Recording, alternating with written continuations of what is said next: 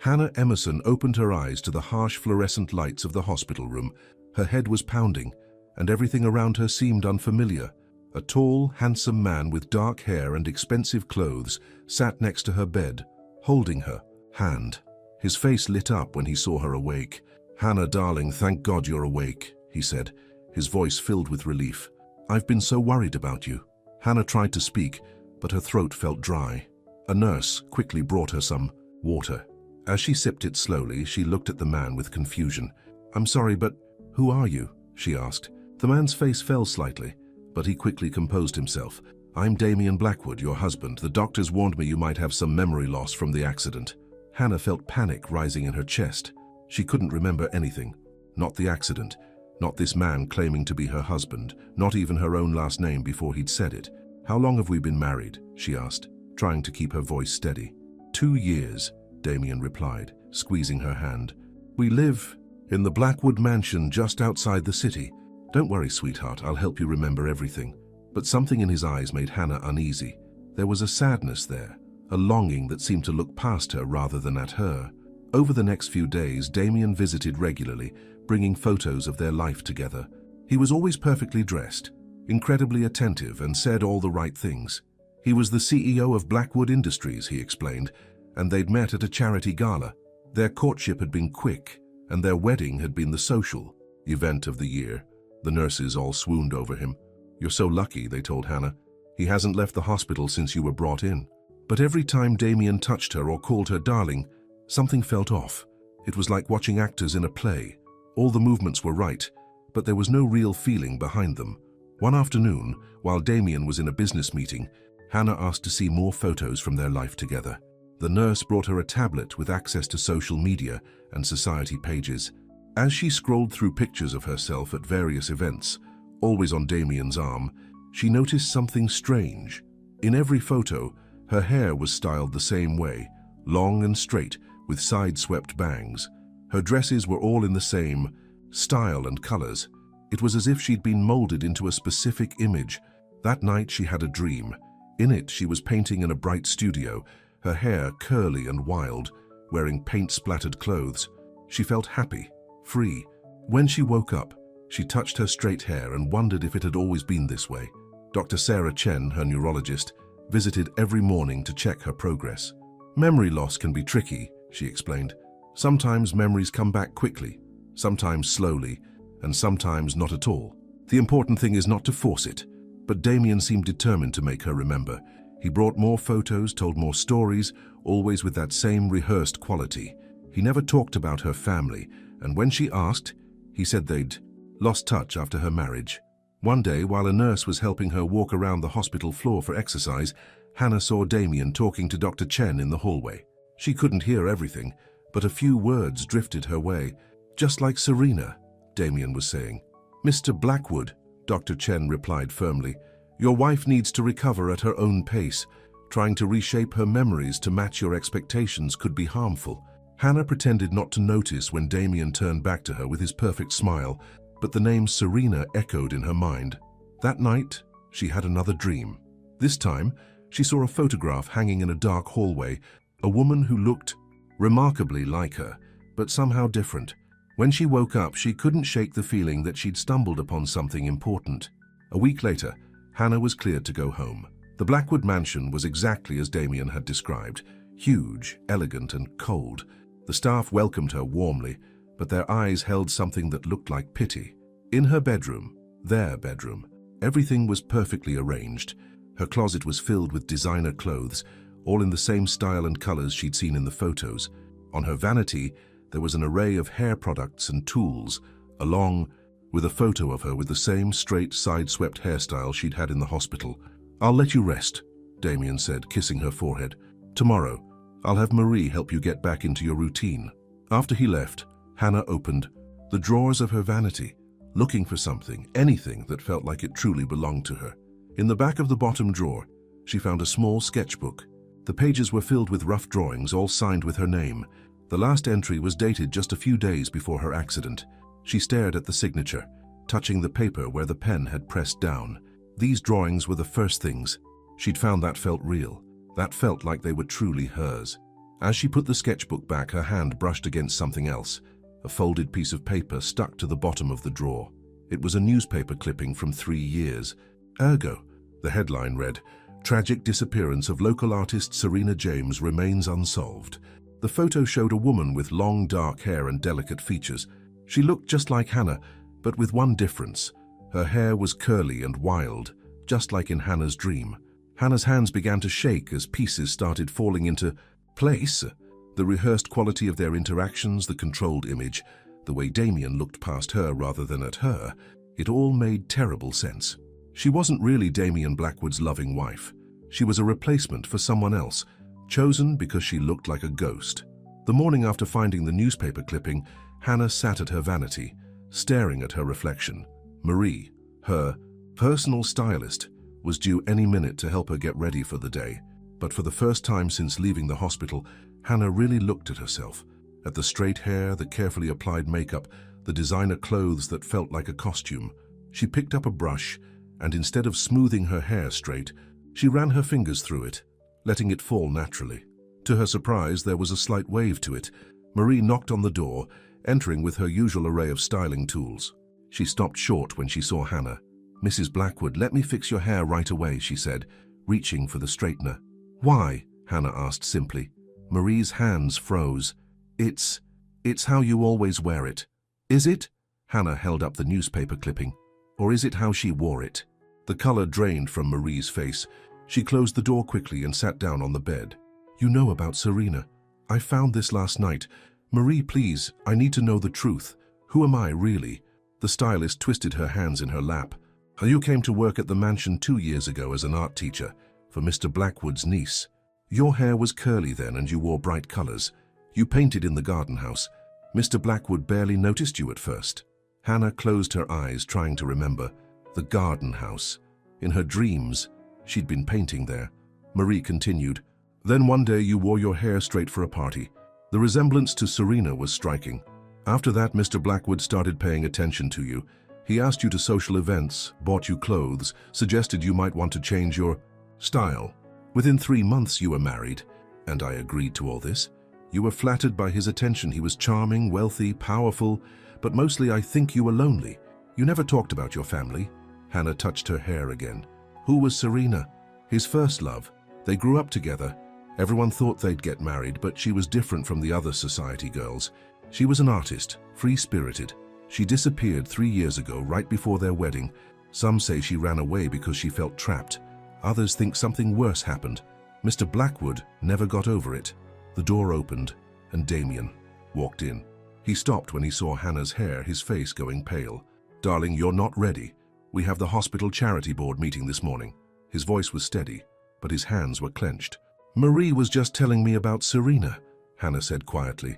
The silence that followed was deafening. Marie slipped out of the room, leaving them alone. "I can explain," Damien started. Can you? Can you explain why you married me? Was it love, Damien, or was it because I could be molded to look like her?" He sat down heavily in a chair. "You don't understand. When I first saw you with your hair straight, it was like a sign, a second chance." "A second chance at what? Having Serena back? I'm not her, Damien. I'm not even sure who I am anymore, but I know I'm not her." "I know you're not," he said, but his eyes betrayed him, looking at her with that same longing she'd noticed in the hospital. Hannah stood up. "I want to see the garden house. Hannah, you need rest. The doctors said, take me to the garden house or I'll find it myself." He led her through the manicured grounds to a small building, half hidden by trees. Inside, dust covered everything. Easels, canvases, paint supplies. On one wall hung a collection of paintings signed Hannah E. They were full of color and life, nothing like the formal portrait of herself that hung in the mansion's dining room. "You used to spend hours here," Damien said softly. "I thought, after we married, you lost interest in painting.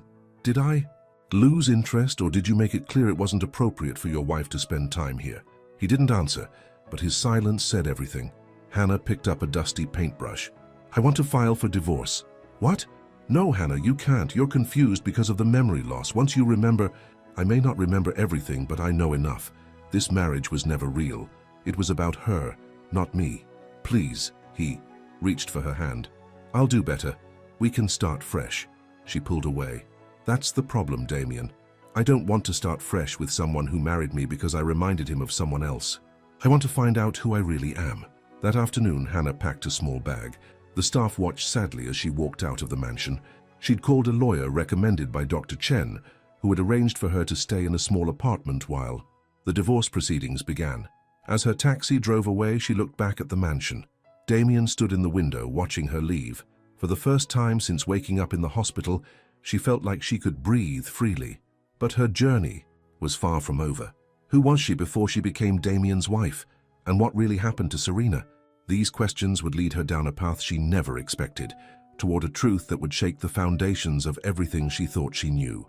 Hannah's new apartment was small but bright, with large windows that let in the morning sun. It was nothing like the oppressive grandeur of the Blackwood mansion, and that was exactly what she needed.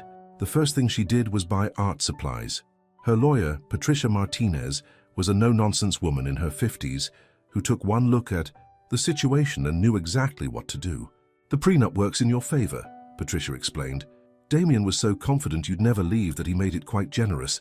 You'll have enough to start over comfortably. Hannah ran her fingers through her now curly hair. She'd washed out all the products and let it dry naturally. I don't want his money, I just want my freedom. Take the money, Patricia advised. You earned it, living that life. Besides, you might need it. Something about this whole situation doesn't feel right. Hannah knew what she meant. Since leaving the mansion, she'd been doing research. Serena's disappearance had been big news, but the investigation seemed to have been surprisingly brief. The police had quickly concluded she'd run away, despite her family's insistence that she would never leave without telling them. One morning, while getting coffee at a small cafe near her apartment, Hannah noticed someone watching her. It was an older woman with grey hair and kind eyes. After a moment, the woman approached her table. "I'm sorry for staring," she said. "It's just, you look so much like my daughter." Hannah's heart started racing. "Are you Serena's mother?" The woman sat down, tears in her eyes. "Yes, I'm Eleanor James. When I saw you in the society pages with Damien, I couldn't believe it. But I knew you weren't her." "How?" "Because I know my daughter is dead," Eleanor said quietly. "I just can't prove it." Over the next hour, Eleanor told Hannah about Serena, how she'd been an artist like Hannah, how she'd grown up with Damien, but had started to pull away as he became more controlling. "The night before she disappeared, she called me," Eleanor said. "She was scared, said she'd discovered something about Damien's business dealings, something bad. She was going to confront him. That was the last time I heard her voice." Hannah felt cold despite the warm coffee in her hands. "Did you tell the police?" "Of course, but the Blackwoods have a lot of influence in this city. The investigation was shut down quickly. A few days later, all of Serena's paintings disappeared from her studio." "The garden house," Hannah whispered. "Did you ever see inside it?" Eleanor shook her head. "It was always locked when I visited the mansion. Damien said it was too painful to open it." That night, Hannah couldn't sleep. She kept thinking about the garden house, about the dust-covered paintings inside. Had some of them been Serena's? Had Damien kept them hidden there all this time? She called Patricia first thing in the morning. "I need to get back into the garden." "House? Legally, you're still Mrs. Blackwood. The grounds are as much yours as his until the divorce is final. But Hannah, be careful. If what Eleanor James suspects is true, I need to know, not just for Serena, but for myself. I chose to ignore the signs once. I won't do it again." Patricia was quiet for a moment. "I'll come with you. Tomorrow morning, Damien has a board meeting. The house will be empty except for staff." The next day, Hannah and Patricia drove to the mansion. The housekeeper, who had always been kind to Hannah, let them in without question. The garden house looked the same, but this time, Hannah noticed something she'd missed before. Scuff marks on the floor near one wall, as if something heavy had been moved repeatedly. Together, they moved an old cabinet, revealing a small door built into the wall. It was locked, but Hannah remembered something from her dreams, a key hidden in a hollow book in the garden house's small library. She found it exactly where she'd dreamed it would be. Behind the door was a small room filled with paintings. They were signed Serena J. and dated up until the day she disappeared. The last one was unfinished, a dark painting of the mansion at night, with a figure watching from a window. But it was what they found behind the paintings that made Hannah's blood run cold. A USB drive taped to the back of the last canvas, and a letter addressed to Eleanor. "We need to get these to the police," Patricia said, already calling someone on her phone. "But not the local department. I have a contact in the state police who owes me a favor." As they carefully gathered the evidence, Hannah heard footsteps approaching the garden house. Through the window, she saw Damien walking across the lawn. He must have skipped the board meeting. "Go out the back door," Patricia whispered urgently. "I'll distract him." Hannah grabbed the USB drive and letter, slipping them into her purse. Her heart was pounding as she crept toward the back door. She could hear Damien's voice now, talking to Patricia. "What are you doing here?" he demanded. "My client has the right to collect her personal belongings," Patricia replied calmly. "The garden house is included in the property division until the divorce is final." Hannah slipped out the door just as Damien entered the garden house. She ran through the trees, not stopping until she reached Patricia's car. 20 minutes later, Patricia joined her. "He bought it," Patricia said, "but he was angry. Hannah, you can't go back to your apartment. It's not safe." "I'll stay with Eleanor," Hannah decided. "She needs to see what we found." That evening, in Eleanor's cozy living room, they plugged in the USB drive. It contained financial records showing millions of dollars being funneled through fake charities. More importantly, there were emails between Damien and someone named Marcus Chen about taking care of the Serena situation. The letter was heartbreaking. In it, Serena wrote to her mother that she'd discovered Damien was using his charities to launder money for criminal organizations. When she'd confronted him, he'd turned violent. "If anything happens to me," she'd written, "look in the garden house. I've hidden everything there. I'm sorry, Mum, I should have listened when you said he'd changed." Eleanor wiped tears from her eyes. "I knew my daughter wouldn't just run away. But Damien, he was like a son to me once. How could he do this?" Hannah held her hand. "We'll make this right. We have proof now." But Damien wasn't going to go down without a fight. The next morning, Hannah woke up to news headlines. "Troubled Mrs. Blackwood suffers mental break after accident." There were quotes from sources close to the family claiming her memory loss had made her paranoid and delusional. "Classic gaslighting," Patricia said when she arrived at Eleanor's house. "He's trying to discredit you before you can expose him. But he made a mistake, he's scared, and he's showing it." They took the evidence to Patricia's contact in the state police, Detective James Morgan. He was a serious man with graying hair and tired eyes, but he listened carefully to their story. "The financial records alone are enough for a warrant," he said. "But proving what happened to Serena will be harder. After 3 years, check the garden house," Hannah said suddenly, remembering something from her dreams.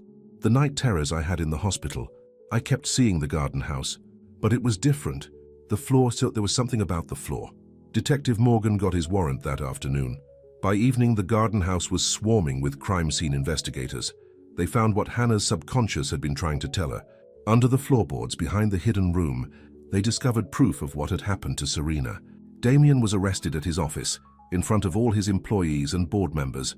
The evidence was overwhelming, not just of financial crimes, but of what he'd done to Serena when she'd threatened to expose him.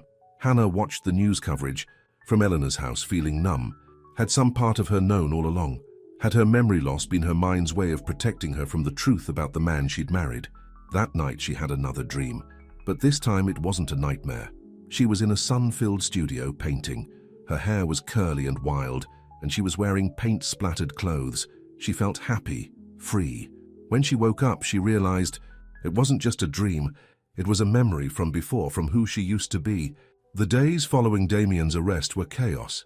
Reporters camped outside Eleanor's house, hoping to get a statement from Hannah. The story was everywhere. Billionaire arrested for murder, dark secrets of the Blackwood fortune, amnesia wife, brings down empire. But the real story was still unfolding. As investigators dug deeper into Blackwood Industries, they discovered that Damien's crimes went far beyond what Serena had uncovered. The charity scam was just the tip of the iceberg. Hannah's divorce proceedings were expedited given the circumstances. The judge was sympathetic, especially after learning how Damien had essentially groomed her to replace Serena. "The marriage is hereby dissolved," the judge declared, "and Mrs. Emerson's original name is restored. Hannah Emerson." The name felt right, but who was she really? As her memories slowly returned, she began to piece together her life before Damien. She'd been an art teacher at a small private school. She'd loved her job, her tiny apartment filled with paintings, her independence. Then she'd taken the job. Teaching Damien's niece, and everything had changed. One morning, as Hannah was having coffee with Eleanor, they had an unexpected visitor. Marcus Chen, the man from the emails, had turned himself in. "I can't live with it anymore," he told the detectives. what we did to Serena, and then finding someone who looked like her, watching Damien mold her into Serena's image. It was sick. Marcus's confession filled in the final pieces. He'd been Damien's right-hand man, helping him hide his illegal activities. When Serena had confronted Damien, he'd called Marcus for help, but things had gone wrong. She fought back, Marcus said. She wouldn't back down. Damien lost control. The full truth about that night was finally revealed. After what happened to Serena, they'd hidden her body under the garden house floor. Damien had become obsessed with finding someone to replace her. When he saw Hannah teaching his niece, with her similar features and artistic nature, he'd found his chance. He thought if he could make you into her, it would be like she never died, Marcus explained. Like he could rewrite history. The story made national headlines. Blackwood Industries' stock plummeted. Board members resigned. Long-buried scandals came to light. The empire Damien had built on lies and crime began to crumble. But for Hannah, the most important thing was finding herself again, with her memories returning and her freedom. Restored, she began to paint again. She turned down interviews and book deals, preferring to process everything through her art. Eleanor became like a mother to her, helping her heal and reconnect with her passion for painting. Together, they established the Serena James Foundation for Arts Education, using money from the divorce settlement to help young artists pursue their dreams. The garden house was demolished, and in its place they built a small memorial garden. A plaque told Serena's story, ensuring she wouldn't be forgotten. 1 year after Damien's arrest, Hannah had her first gallery show. Her paintings told the story of loss, deception, and redemption. The centerpiece was a large canvas showing two women, one with straight hair, posed and perfect, the other with wild curls, paint on her clothes, truly alive. "It's called Breaking Free," she told visitors. "It's about finding yourself when the world wants you to be someone else." The show was a success, but more importantly, it was healing. Each brushstroke helped Hannah reclaim her identity, separate from both the person Damien had tried to make her and the ghost of Serena.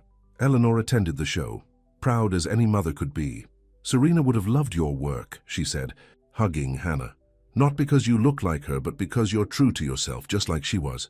That night, after everyone had left, Hannah stood alone in the gallery. Her reflection in the windows showed a woman she finally recognized. Not Damien's perfect wife, not Serena's replacement, but Hannah Emerson, artist and survivor. She'd lived through a real-life nightmare, but she'd emerged stronger. As she locked up the gallery, she thought about all the women out there living lives that weren't truly their own.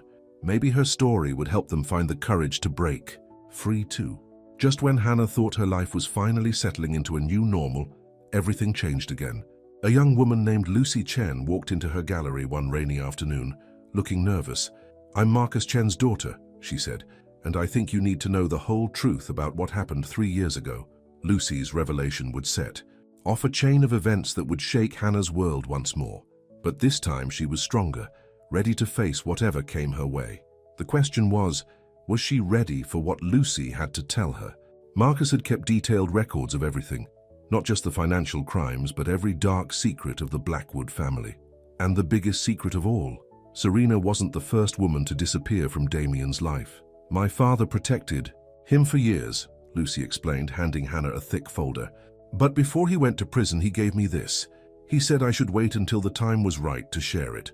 Inside were photographs, letters, and documents dating back 20 years. They told a disturbing pattern: young artists and teachers, all bearing a striking resemblance to Serena, all who had crossed paths with Damien, all who had vanished. "Why are you showing me this now?" Hannah asked.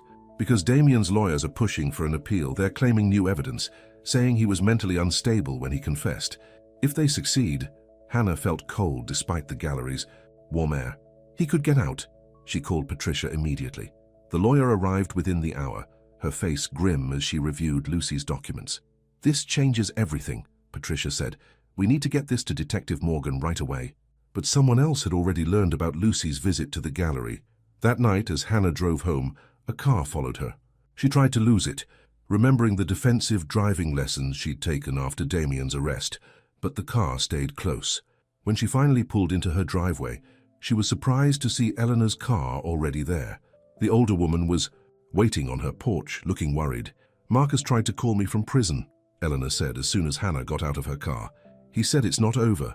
There are others involved, people in high places who helped cover up what Damien did. The sound of a car door slamming made them both jump. Detective Morgan emerged from the shadows of Hannah's garden. "Ladies," he said gravely, "we need to talk. You're both in danger." Inside, over cups of strong coffee, Detective Morgan explained that Damien's reach extended far beyond what they'd initially discovered. The charity scam hadn't just been about money laundering. It had been about buying influence, creating a network of powerful people who owed him favors. "The appeal isn't just about getting him out," Morgan said. "It's about discrediting everything we uncovered. If they succeed, all those people he protected, all those crimes he helped cover up, it all stays buried." "What about the other women?" Hannah asked. "The ones in Lucy's documents?" Morgan sighed heavily. "We're reopening those cases, but Hannah, you need to understand, you're the only one who got away. You're the one who brought him down. That makes you a target." "I won't hide," Hannah said firmly. "I won't let him make me a victim again." Eleanor reached for her hand. "We'll face this together, all of us." The next few weeks were tense. Hannah agreed to police protection, but she refused to close her gallery or stop teaching her art classes. She wouldn't let fear control her life. Lucy became a regular visitor to the gallery, helping Hannah and Eleanor dig deeper into her father's records. Each document revealed new layers of corruption, new names, new crimes. Then one day, a woman named Claire Walsh walked into the gallery. She was in her 50s, elegant but tired-looking. Hannah recognized her immediately from Lucy's documents.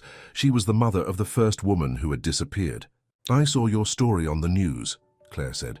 "My daughter Rebecca, she looked just like you, just like Serena. She was an art teacher too. 20 years ago, she met Damien at a gallery opening. 3 months later, she vanished." As Claire told her story, Hannah felt pieces clicking into place. Rebecca Walsh had been the first, but not because she looked like Serena. It was the other way around. Damien had been drawn to Serena because she looked like Rebecca. It wasn't about love, Hannah realized. It was about control. He wanted to own us, to shape us into his perfect image. And when we resisted, more women came forward. Sisters, mothers, friends of others who had disappeared over the years.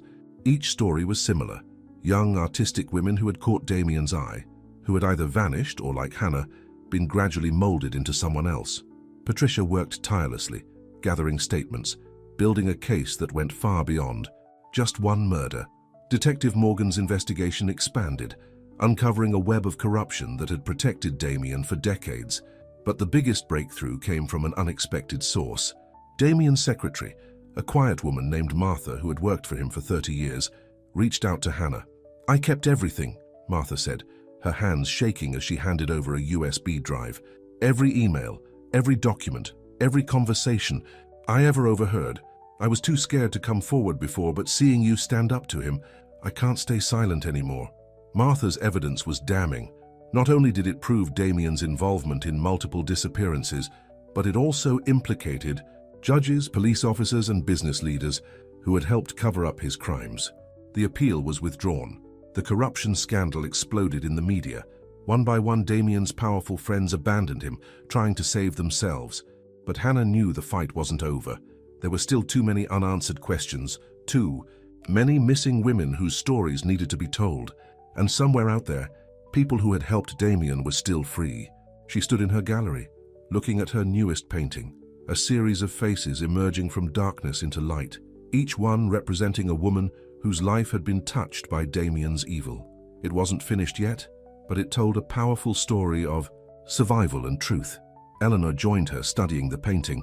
"What will you call it?" Hannah picked up her brush. "The Shadow's Daughters," she said, "for all of us who found our way back to the light." The trial was a media sensation. Every day, Hannah walked up the courthouse steps past a crowd of reporters, Eleanor by her side. Inside, she faced not only Damien, but also the system that had protected him for so long. One by one, the women came forward to testify. Claire Walsh spoke about Rebecca, her voice strong despite 20 years of grief. Other families shared similar stories of daughters, sisters, friends who had disappeared after crossing paths with Damien Blackwood. Martha's testimony was particularly powerful. For 3 decades, she'd witnessed Damien's pattern of behavior, kept his secrets, and documented everything. Now she finally told the truth about what she'd seen. "I was a coward," she said on the stand, tears in her eyes. "I knew what he was doing, but I was too afraid to stop him. When Hannah broke free, when she showed that he wasn't invincible, I knew I had to speak up.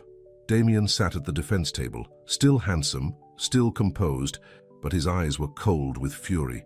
When Hannah took the stand, he stared at her with a mixture of possessiveness and hatred that made her skin crawl. "He didn't just take our lives," Hannah testified. "He tried to erase who we were. He turned us into copies of his ideal woman. Those of us who resisted, they never had a chance to tell their stories. I'm here to tell it for them." The defense tried to paint Hannah as unstable, claiming her amnesia made her an unreliable witness. But the evidence was overwhelming. Martha's records, Lucy's documents, the testimonies of other survivors. It all pointed to decades of calculated evil. The trial lasted 6 weeks. When the verdict finally came, Hannah held Eleanor's hand tightly. The jury had deliberated for less than 2 days. "Guilty," the forewoman announced, "on all counts." The sentence was life without parole. But it wasn't over. There were still others to be held accountable. The corruption investigation continued, leading to the arrests of several prominent figures who had helped cover up Damien's crimes. In the aftermath, Hannah threw herself into her work with the Serena James Foundation.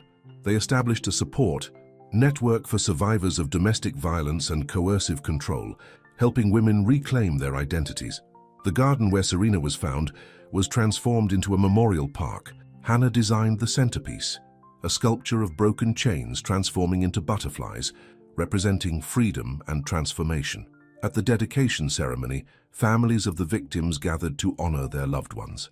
A year after the trial, Hannah's gallery had become a symbol of hope and resilience.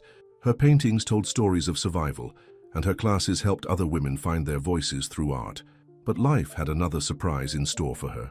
One rainy Tuesday morning, a tall man with kind eyes walked into her gallery. He introduced himself as Dr. Thomas Reed, a trauma therapist who worked with survivors of abuse. "Your story inspired many of my patients," he said, looking at her paintings with genuine interest. "I was wondering if you'd consider speaking at a survivor's workshop." Hannah found herself drawn to Thomas's gentle manner and passionate commitment to helping others heal. Unlike Damien's calculated charm, Thomas's warmth was genuine and unforced. "I'd love to help," she said, "but I want to do more than just share my story. I want to show them how art can help them reclaim their lives." Together, they developed a program combining art therapy with traditional counseling. Hannah taught women to express their trauma and hopes through painting, while Thomas helped them process their emotions. Eleanor watched their growing friendship with a knowing smile. "He looks at you like you're a person, not a possession," she said one day over coffee. "That's how you know it's real." Hannah had been scared to trust again, but Thomas never pushed or tried to change her. He respected her independence and supported her work with the foundation. Their first kiss happened naturally. After a successful workshop, they were cleaning up art supplies, talking and laughing, when Thomas accidentally smeared paint on his nose. As Hannah reached up to wipe it off, their eyes met, and the moment felt right. But their happiness was soon tested. One morning, Hannah received an unmarked envelope at the gallery. Inside were photos of her and Thomas together, along with a note, "He's still watching." Detective Morgan confirmed their fears. Someone was sending information about Hannah to Damien in prison. Despite his conviction, he still had loyal followers. "On the outside, we'll increase security," Morgan assured them. "But be careful, some of his old associates are still out there." Thomas refused to be intimidated. "I'm not going anywhere," he told Hannah. "Whatever comes, we'll face it together." Their relationship grew stronger under the pressure. Thomas understood her nightmares, her need for space, her moments of panic. He never questioned when she needed to check the locks twice or kept her art studio lights on all night. Meanwhile, the Serena James Foundation was making real change. They opened shelters specifically designed for women escaping controlling relationships.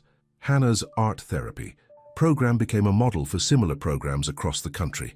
Claire Walsh joined the foundation's board, bringing years of advocacy experience. Together with Eleanor, they lobbied for stronger laws against coercive control and stalking.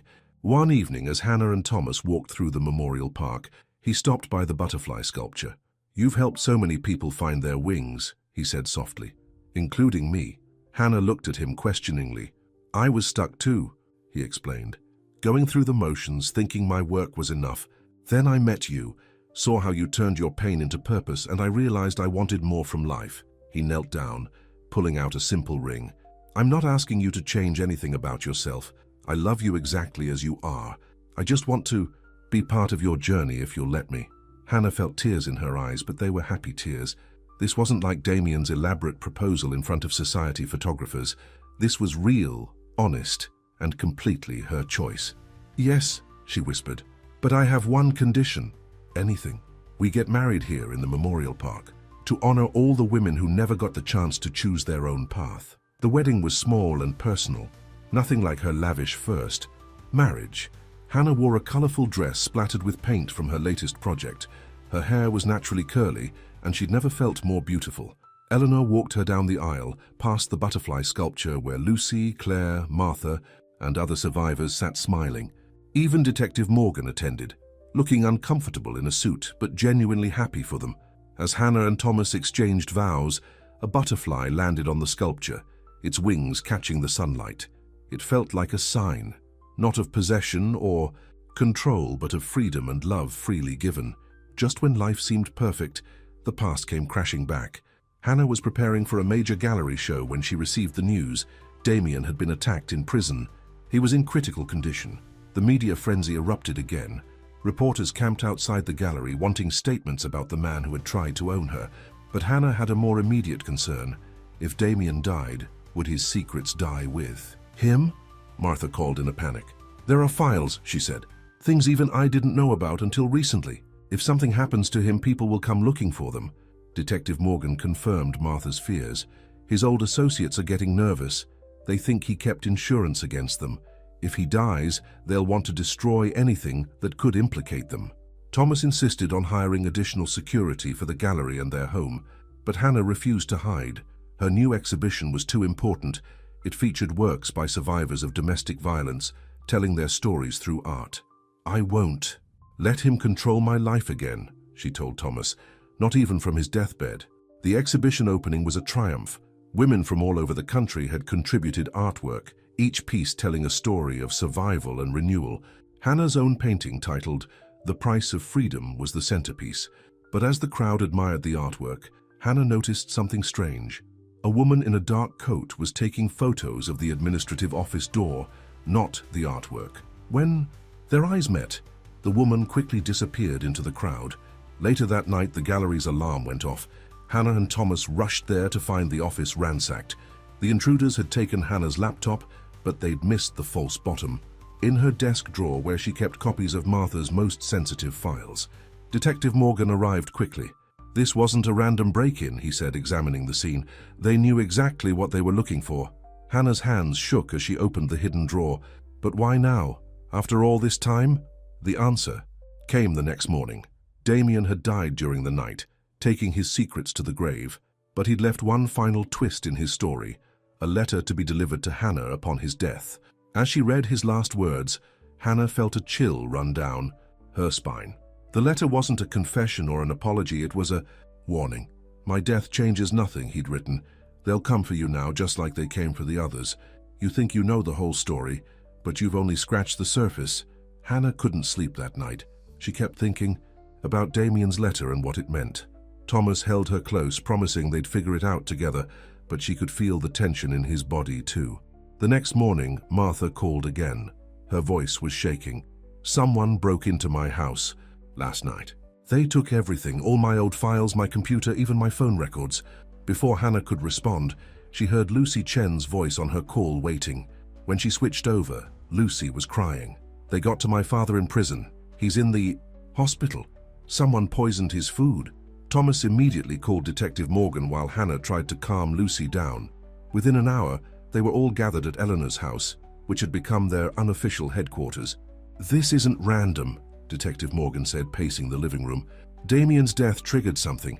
Someone's trying to clean up loose ends." Claire Walsh arrived, looking worried. "It's happening again, just like 20 years ago, when they found Rebecca's body. Suddenly, everyone who knew anything started having accidents." Hannah looked at the faces around her. Martha, pale and scared. Lucy, trying to be brave. Claire, haunted by old memories. Eleanor, determined to protect them all, and Thomas, whose love gave her strength. "We need to find what they're looking for before they find it," Hannah said. "Damien wouldn't have sent that letter unless he wanted us to look deeper." Martha spoke up hesitantly. "There's something I never told anyone. Years ago, Damien had me set up a secret email account. He would send himself messages late at night like he was documenting something. The account was still active when he went to prison." Detective Morgan leaned forward. "Can you access it?" "No, but—" Martha looked at Hannah. "The password was Serena's birthday. Hannah, when he made you his wife, he made you use all of Serena's important dates as your passwords too." Hannah felt sick, remembering how Damien had insisted she use certain numbers for everything. At the time, she'd thought it was about security. Now she knew. They were all pieces of Serena's life he'd forced her to carry. With trembling fingers, Hannah typed in the date. The email account opened, revealing hundreds of messages. As they began reading, a horrifying picture emerged. Damien hadn't just been obsessed with Serena. He'd been part of something bigger, a network of wealthy, powerful men who treated women like collectibles. They would find young artists, writers, musicians, creative, independent women, and then break them, reshape them, make them disappear. "Look at these names," Claire whispered, pointing at the screen. "Senators, judges, CEOs, my God, they're still out there, still doing this." Suddenly, the power went out. In the darkness, they heard cars pulling up outside. "Back door," Detective Morgan said quietly, drawing his gun. "Now." They slipped out into the night, just as men in dark suits entered through the front. Thomas led them through Eleanor's garden to where they'd parked their cars around the corner. "The marina," Martha said suddenly. "Damien kept a boat there, a yacht called the Collector. He used to meet people there, away from prying eyes. If there's proof, that's where it would be." Hannah squeezed Thomas's hand. "I have to go." He nodded, understanding. "We'll go together. All of us." As they drove through the dark streets, Hannah thought about all the women who had disappeared, all the lives destroyed by men like Damien. She thought about Serena, about Rebecca Walsh, about all the others whose names they still didn't know. The marina was quiet when they arrived. The Collector sat in its berth, dark and imposing. As they approached, Hannah felt something stir in her memory, a fragment from before her accident. "I've been here before," she whispered. "The night of my accident. I wasn't in a car crash. I was here. I found something and they—" Thomas held her steady as the memories flooded back. She remembered discovering files in Damien's study, following him to the marina, seeing him meet with other men. She remembered taking pictures with her phone, trying to escape being chased. "They caused my accident," she realized. "And Damien used it to make me forget." Detective Morgan gestured them forward. "We need to get on that boat. Whatever you found that night, Hannah, it's still there. And this time, we'll make sure everyone knows the truth." As they crept onto the Collector, Hannah felt her heart pounding. Somewhere on this boat was the evidence that would expose decades of crimes, but she also knew the men they were fighting would do anything to keep their secrets hidden. The final confrontation was about to begin, and this time, there would be no more hiding in the shadows. The yacht creaked softly in the night breeze as Hannah and the others made their way through the dark cabin. Detective Morgan led the way with his flashlight, while Thomas stayed close to Hannah, ready to protect her. "The office is down here," Hannah whispered, memories flooding back. "That's where I saw them that night, Damien and the others. They were looking at photographs." Suddenly, lights flooded the cabin. Standing in the doorway was Charles Bennett, one of the city's most respected judges and a longtime friend of the Blackwood family. "I wondered if you'd figure it out," he said calmly. Behind him stood two men in expensive suits. "Damien always said you were clever, Hannah. Too clever for your own good." "It was you," Hannah said, the pieces falling into place. "You were here that night. You ordered them to chase me, to cause my accident." Bennett smiled coldly. "Damien was supposed to keep you under control after that. The amnesia was convenient. But he got sloppy, let you start remembering." "Why?" Hannah demanded.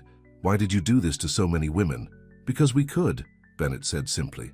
"Men like us, we build this city, run this country. We deserve to have beautiful things, and when those things don't behave as they should, we're not things." Hannah's voice was strong, fierce. "We're people, artists, teachers, dreamers. You didn't collect us. You destroyed us."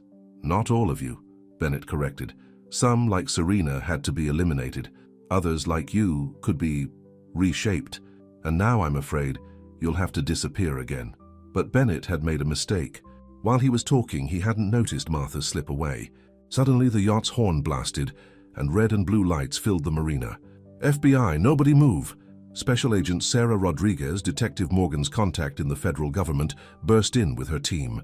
Bennett and his men reached for their weapons but were quickly overwhelmed. "We got your signal," Rodriguez told Martha, "and we've been monitoring everything they just said." Hannah hugged Martha tightly. "You saved us." "No," Martha said, tears in her eyes. "You saved us all by being brave enough to face the truth." In the aftermath, Hannah discovered what she'd found that night before her accident. Hidden in Damien's office on the yacht was a safe containing decades of evidence, photographs, contracts, receipts. The men had documented everything, confident in their power to never be caught. Bennett and his associates were arrested. The investigation expanded nationwide, exposing similar operations in other cities. Dozens of powerful men fell from grace as their crimes came to light. More importantly, cold cases were reopened. Rebecca Walsh's murder was finally solved. Other missing women were found. Some had been forced into new identities. Others had met fates like Serena's. Their families could finally have closure. 1 month later, Hannah stood in her gallery surrounded by love and support. The exhibition she'd been planning had evolved into something more powerful. The Collector's Victims No More. It featured works not only from survivors, but also pieces recovered from the women who had been lost. Serena's paintings hung beside Rebecca's photographs. Hannah's own work told the story of her journey from victim to victor. The exhibition became a symbol of hope for survivors everywhere. Thomas stood beside her, their hands clasped tightly. Eleanor and Claire hugged each other, both crying happy tears. Lucy had brought her father Marcus from the hospital. He was recovering well and had provided testimony that helped convict his former associates. Detective Morgan arrived with Agent Rodriguez, both smiling. Bennett and the others took plea deals, Rodriguez announced. "They're giving up everyone involved. This goes even higher than we thought." "What about the other women?" Hannah asked. "The ones they are shaped? We're finding them," Morgan assured her. "Thanks to Martha's records and the evidence from the yacht, we can prove what was done to them. They'll have the chance to reclaim their real lives." Hannah looked around at her family, not the false one Damien had tried to force her into, but the true family she'd found through tragedy and triumph.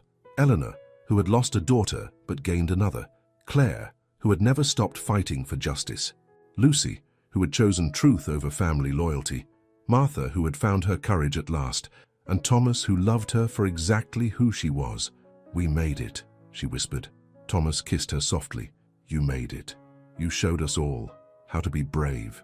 Hannah touched her curly hair, remembering the straight, controlled style Damien had forced on her. She thought about all the ways he had tried to erase her true self and all the ways she had fought back. The exhibition was more than art. It was a testament to survival, to the strength of women who refused to be owned.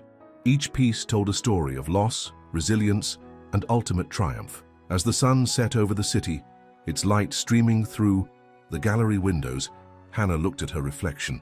She saw herself clearly now, not Damien's puppet, not Serena's replacement, but Hannah Emerson Reed, artist and survivor, a woman who had reclaimed her life and helped others find justice. "What now?" Thomas asked softly. Hannah smiled, touching the small bump in her belly that only they knew about yet. "Now we live, we love, we remember the lost and help the found. We make sure this never happens again." They stayed late at the gallery that night, their small family sharing stories and hopes for the future. Outside, the city was changing. The old power structures were crumbling, making way for something new, something better.